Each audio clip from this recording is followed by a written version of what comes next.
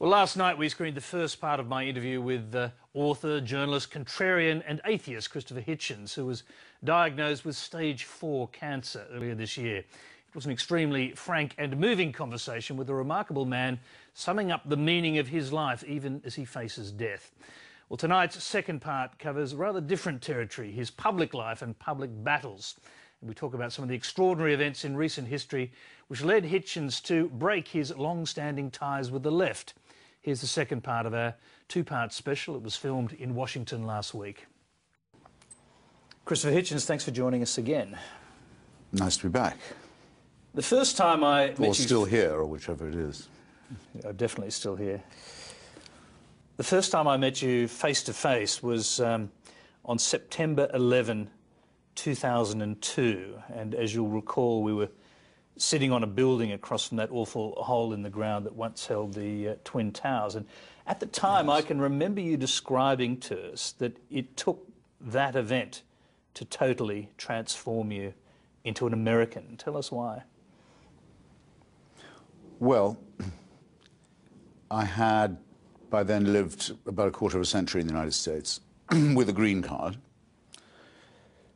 A platinum green card, in fact. It was so old that it didn't run out. They now need to be renewed. I had a European Union passport, had an American wife, American children, 3 of them. I thought I could carry on the rest of my life like this, being, if you like, an Anglo-American or an Englishman in America. But I began to feel that I was, in a sense, cheating on my dues a bit. That what was being attacked in America was what I liked about it. Many things that I didn't, that I'd been leading critic of, in fact. Those aspects were, in some people's minds, a good enough excuse for an attack on it to be made, but not me. I thought what is really being attacked here is the pluralism, the openness, in some ways the hedonism, if you like, the idea of the pursuit of happiness. All of these things, as well as my favorite city in all of the world, New York. I, if you like, took it personally, not ashamed to put it like that. And it was really that form of initial solidarity plus a revulsion for the anti-Americanism that was being put around so cheaply at the time, that I realized I couldn't bear any argument that made the assumption that the United States had invited or let alone deserved this atrocity. And I also realized that as well as involving the things that I like or love, it also very much conscripted in one thing all the things that I hate. Theocracy, cult of violence, anti-Jewish paranoia, worship of a leader, the supreme sheikh. All of this sort of hideous imagery, which I summarized in a column I wrote at the time as fascism with an Islamic face, which has contracted a bit into an expression I don't like, Islamofascism, for which I'm sometimes blamed. But if you can't say fascism with an Islamic face every time, so shorthands do occur. So I decided to take out the papers of citizenship. Let's talk briefly about that day, September 11, 2001. Yes. You described it very tellingly soon afterwards, if not on the day, as it being as if Charles Manson had been made God for a day. Mm. Yes, I remember thinking that as I watched this huge cloud of filth emerge from the wreckage. As the towers sank, up came this sort of billowing cloud of ordure and wreckage, and including the shredded remains of about 3,000 of my fellow creatures. This is a really evil-looking cloud, and there was a shot from a helicopter above Manhattan showing it sort of spreading on this really beautiful day all across the southern tip of my favorite island, and I thought, it's as if Charles Manson's giving orders today. Yeah.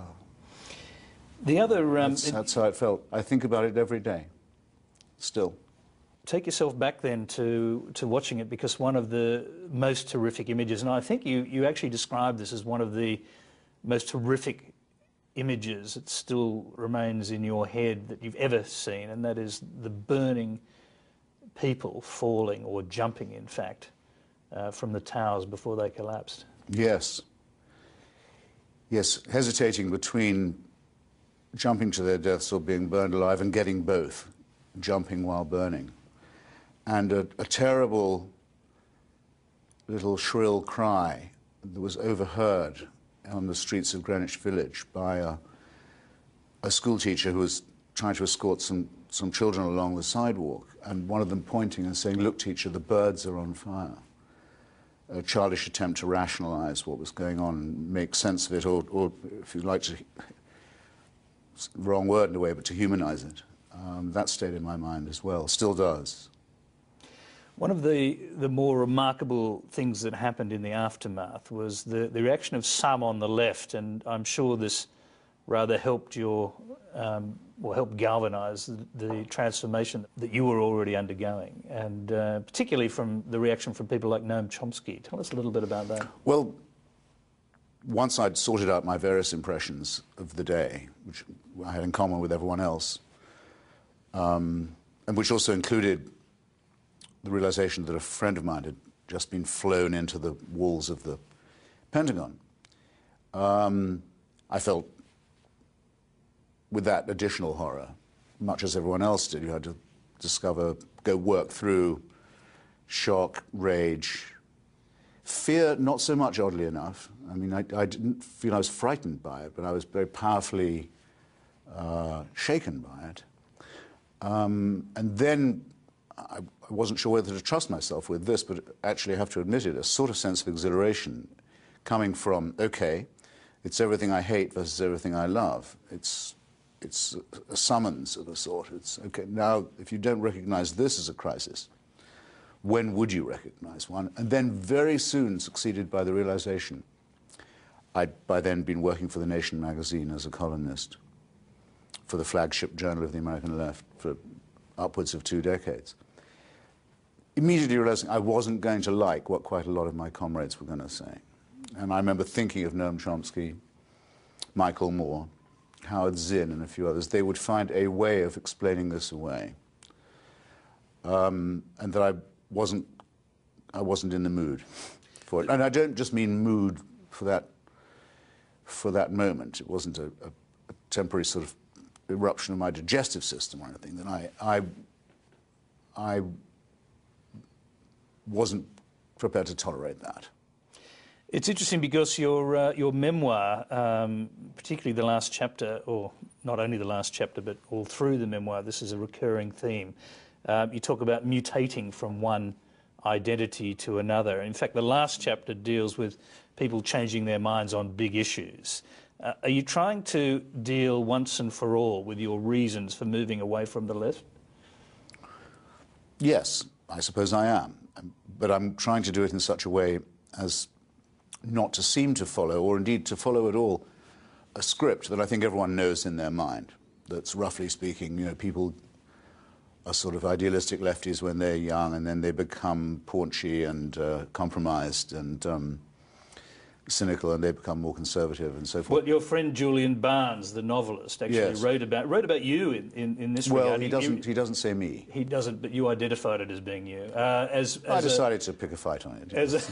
As having made a ritual shuffle from left to right. You strongly objected. Well, I objected to it, but only because it was phrased so perfectly for that script. Ritual, in other words, something completely predictable. You're following a prearranged schedule or schedule. I never know how to pronounce that as an Anglo-American. And second, shuffle has this sense of the senile, whinnying person in a walking frame, following the arrow marked, you know, this way to the right wing.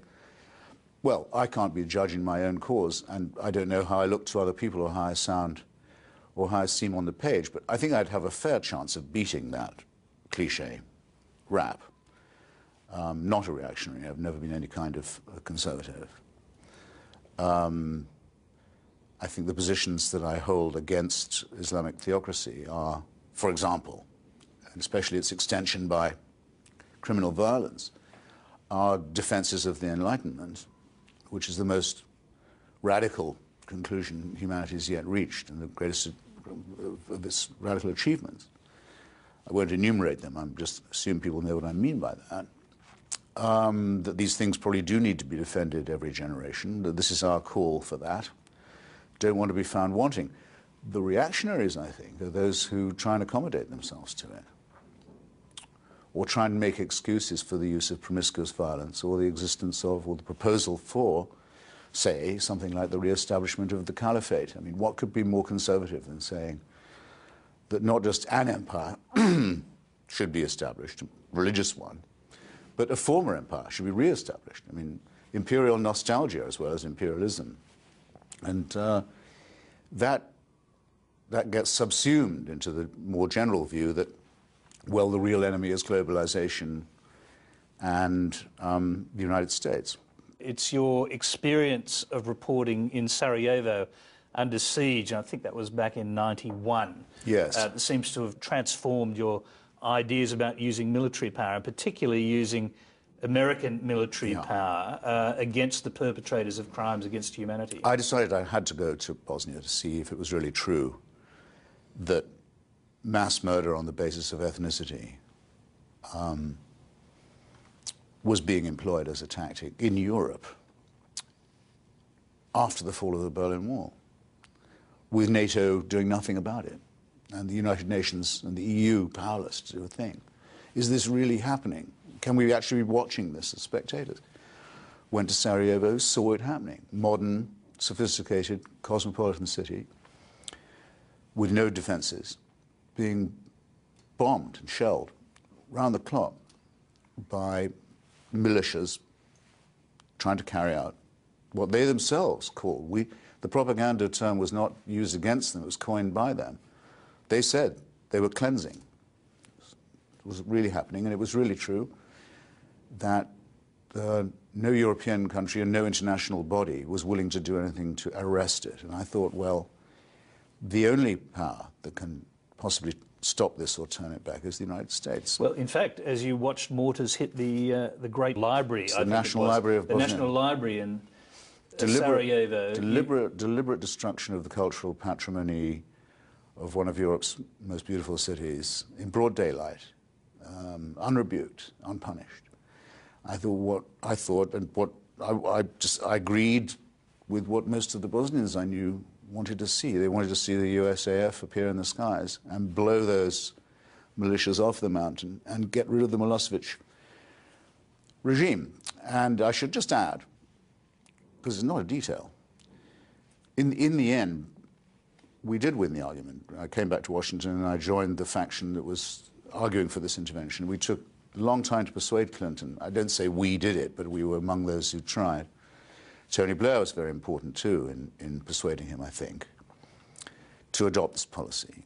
Here was an intervention that stopped the recrudescence of fascism in Europe, stopped the spread of a terrible war, put an end to an absolutely obscene dictatorship, and saved the lives of hundreds of thousands of people, returned them to their homes, and put the war criminals in the dock.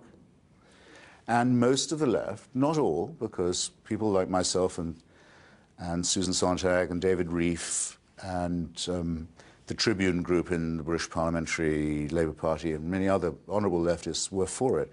Majority of the left was, so to say, anti-war. In other words, either neutral or, in some cases, at least sympathetic to Milosevic's Serbian socialism.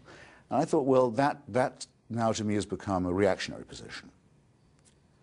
And if I'd been anti-war at that point, I'd want to look back and ask myself, am I so sure of the rightness of a policy that would have left Milosevic in charge of two cleansed and bombarded provinces and him as dictator of Serbia, the greater Serbia? No.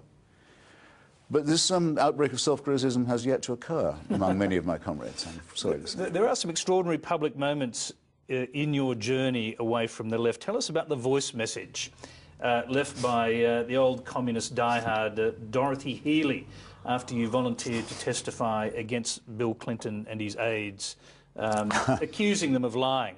when they said Yes. they were not slandering